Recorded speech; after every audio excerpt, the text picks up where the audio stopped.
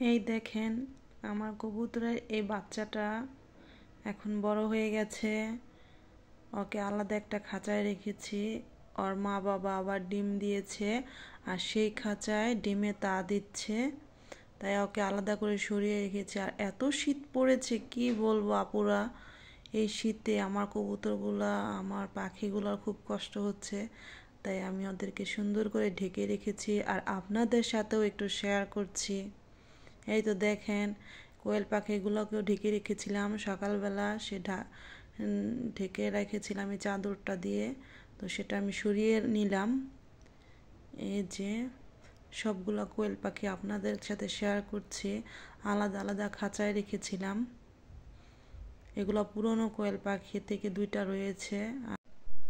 আর এই যে আমার সেই কবুতর জোড়া যারা ডিমে তা দিচ্ছে। আর এখন চলে আসলাম রান্নাঘরে।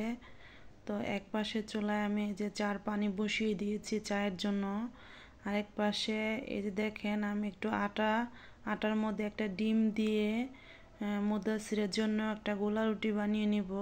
আসলে মুদাসির ডিম খেতে চায় না, তাই এই আটার সাথে ডিম মিক্সচার করে আমি মুদাসিরের জন্য প্রতিদিনই গোলা রুটি বানাই। তবে মাঝে মাঝে মুদাসিরের সাথে আমরাও গোলা রুটি খাই, আবার আমরা যখন পরোটা খাই মুদাসিরকেও পরোটা খাওয়াই। এক এক দিন আসলে এক এক জিনিস খাওয়াই, তবে বেশিরভাগ দিনই এই গোলা রুটি বানানো হয়।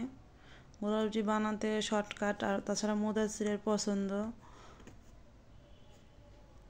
পানিটা ফুটে গেছে তাই চা পাতিটা দিয়ে দিলাম। আর চা পাতি দিয়ে দেখি দুধের বয়ামে দুধ নেই, তাই একটু দুধ ঢেলে নিচ্ছি, গুঁড়ো দুধ।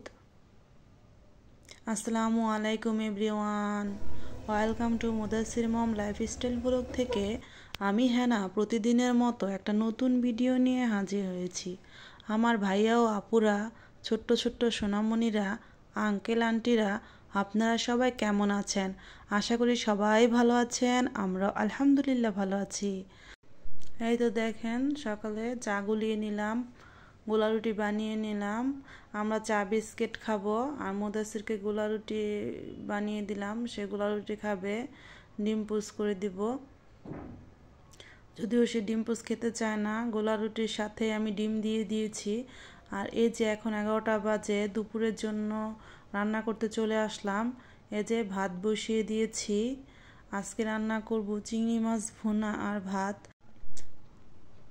এই তো চিংড়ি মাছ ভুনা করার জন্য চিংড়ি মাছগুলোকে খোসা ছাড়িয়ে আমি হলুদের গুঁড়া লবণ দিয়ে হালকা করে একটু ভেজে নিচ্ছি ভুনা করার জন্য। আমার ভাইয়া ও আপুদের বলি আমি ওইভাবে কথা বলতে পারি না, আমার কথায় বা আমার কাজকর্মে যদি কোনো ভুল ত্রুটি হয়ে থাকে দয়া করে ক্ষমা সুন্দর দৃষ্টিতে দেখবেন। আর আমার ভিডিওটা দেখতে দেখতে যারা এই পর্যন্ত চলে আসছেন, প্লিজ একটা লাইক দিয়ে পুরো ভিডিওটা কন্টিনিউ করবেন। আপনাদের একটা লাইকই পারে আমার ভিডিওটা আরও 5 জনের কাছে পৌঁছে দিতে। আর ভিডিও দেখতে দেখতে আমার ভিডিওর কোনো অংশ যদি আপনাদের বেশি ভালো লেগে থাকে তাহলে সাবস্ক্রাইব করে চ্যানেলের পাশেই থেকে যাবেন, আর পাশে থাকা বেল আইকনটা ক্লিক করে দিবেন। এতে করে আমি ভিডিও ছাড়ার সাথে সাথে নোটিফিকেশন আপনাদের কাছে চলে যাবে। আর যারা এই কাজগুলো অলরেডি করে নিয়েছেন তাদেরকে অসংখ্য অসংখ্য ধন্যবাদ। এই তো চিংড়ি মাছটাকে আমি হালকা করে ভেজে নিয়ে এখন চিংড়ি মাছটাকে ভুনা করতে চলে এলাম। এই যে দেখেন একটা প্যানে আমি পেঁয়াজ মরিচ হালকা করে সরিষার তেল দিয়ে ভেজে সেখানে হলুদ মরিচের গুঁড়া ধনিয়ার গুঁড়া দিয়ে আমি একটু তার ঝোলটাকে কষিয়ে নিয়েছিলাম। কষিয়ে এই যে চিংড়ি মাছটা দিয়ে একটু নেড়ে ঢেকে দিলাম। এই তো চিংড়ি মাছটাকে আমি একটু কষিয়ে নিচ্ছি।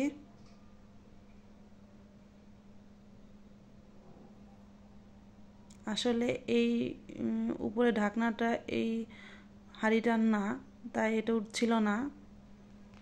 এটা আমি কেটে দিতে পারতাম কিন্তু কাটিনি, আপনারা তো আমার পরিবারই একটা অংশ, তাই কাটিনি। এটা একটা সিম্পল ব্যাপার, এমন হতেই পারে। এই যে এর মধ্যে চিংড়ি মাছটাকে আমি একটু পানি দিয়ে দিয়েছিলাম, আর চিংড়ি মাছটা এই যে দেখেন প্রায় হয়ে আসছে।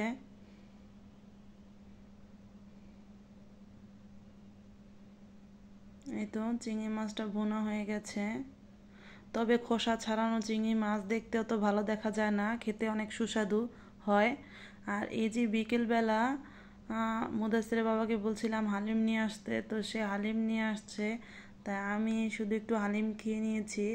আর সন্ধ্যার সময় মুদাসির আমি একটু বের হয়েছিলাম, দেখেন কোথায় গিয়েছিলাম, একটা দোকানে গিয়েছিলাম, সেখানে মাছ, কোয়েল পাখি, খরগোশ, টিয়া পাখি, ঘুঘু পাখি, কবুতর অনেক কিছু সেল করে। তো আমি আর মুদাসিরও সেখানে গিয়েছিলাম কিছু কোয়েল পাখি কিনতে, সেটা আপনাদেরকে আগামীকাল শেয়ার করব। আর এই যে দেখেন, এখান থেকে অনেক কোয়েল পাখি, এখান থেকে আমি কোয়েল পাখি নিয়েছিলাম। সবাই ভালো থাকবেন। আসসালামু আলাইকুম, আল্লাহ হাফিজ।